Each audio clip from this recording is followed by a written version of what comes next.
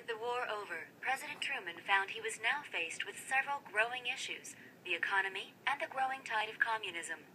Truman recognized the incredible contributions a generation of Americans had made to the war effort, and he was anxious to reward them for their sacrifices, so he began bringing servicemen home as soon as the war ended. But this worried many political, military, and economic experts. The Soviet menace was a growing concern. Stalin wanted to make Eastern Europe the Soviet Union's puppets and was willing to use force to achieve his goal. While the American military reduced in size from 6 million to 1.5 million personnel, the Soviet military fielded 5 million troops in 1947. While fighting the war, many of America's GI Joes had put their education on hold. To help compensate the returning vets for their sacrifice, Congress passed the GI Bill, which helped pay for servicemen to enter colleges or technical schools. More than 8 million vets took advantage of this opportunity.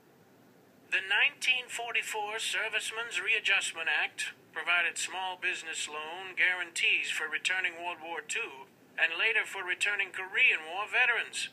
The impact of this investment for America and her veterans is undeniable.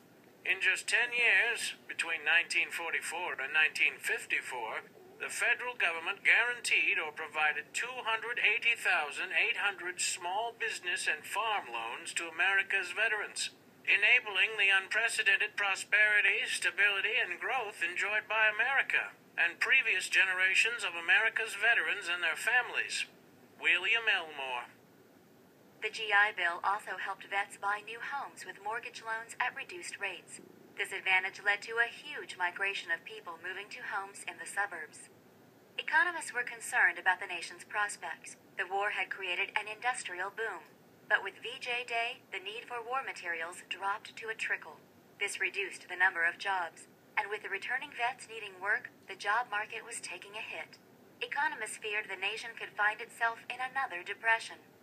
To unleash industry restraints, the price controls on many goods that were in place during the war were removed. This sent the price of consumer goods up 33% immediately. But job wages remained the same. This inflation led many workers to join labor unions, which were now encouraging workers to strike.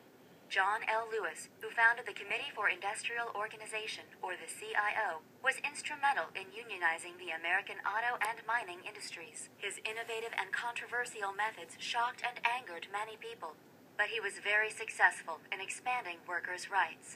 Let the workers organize. Let the toilers assemble. Let their crystallized voice proclaim their injustices and demand their privileges. Let all thoughtful citizens sustain them, for the future of labor is the future of America.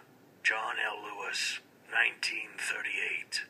Employment issues became a huge concern in America, and as a result, the Republicans regained control of the House and Senate in the elections of 1946. They immediately began addressing the labor issues with the Taft-Hartley Act. Union leaders were outraged by the act, calling it slave labor law. Taft-Hartley outlawed closed shops that would only hire union members. It also made labor unions liable for damages from jurisdictional union disputes and required all union leaders to take a non-communist oath. The war had largely brought an end to fascist tyranny, but it had also opened the door to many new developments. One difficult situation had been dealt with, only to be replaced with an entirely different set of challenges.